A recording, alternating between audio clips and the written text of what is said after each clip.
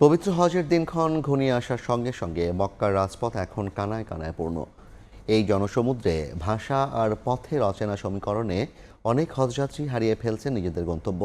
তবে হারিয়ে যাওয়া হাজিদের গন্তব্যে পৌঁছে দিতে উদ্যোগ নিয়েছে বাংলাদেশ সরকার। বিস্তারিত মুফতি আব্দুল্লাহ তামিমের রিপোর্টে। মক্কায় দিন দিন হজযাত্রীদের ভিড় বাড়ার সাথে সাথে ভাষা এবং পথ চিনতে না পেরে বিড়ম্বনায় পড়ছেন অনেক বাংলাদেশি। হজ মিশনের আইটি ডেস্ক থেকে পাওয়া সর্বশেষ তথ্য অনুযায়ী 18 এপ্রিল থেকে এই পর্যন্ত 116 জন বাংলাদেশি হজযাত্রী মক্কার বিভিন্ন স্থানে পথ হারিয়ে ফেলেছিলেন। বাংলাদেশ হজ অফিসের তৎপরতায় তাদের প্রত্যেককেই নিরাপদে নিজ নিজ হোটেলে পৌঁছে দেওয়া হয়েছে। বিশেষ করে বয়স্ক হজযাত্রীদের নিয়ে কিছুটা উদ্বিগ্ন প্রশাসন, তাই বারবার দেয়া হচ্ছে সতর্কবার্তা।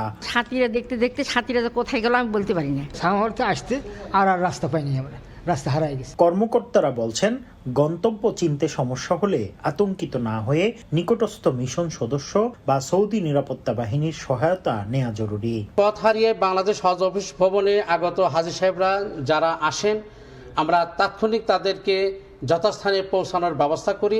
৭৮,৫০০ হজযাত্রীর নিরাপদ ও স্বাচ্ছন্দ্যময় হজ নিশ্চিত করতে মক্কার বাংলাদেশ হজ অফিস ২৪ ঘন্টা সচল রয়েছে বলে জানিয়েছেন কর্মকর্তারা।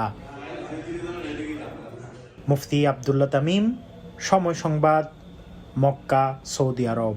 গ্রামীণফোন রোমিং মানে বিদেশেও আমাদের একই নম্বর পাবে। মোবাইল ব্যালেন্স দিয়ে রোমিং চালু করে হজ সফরে কানেক্টেড থাকুন গ্রামীণফোন নম্বরে।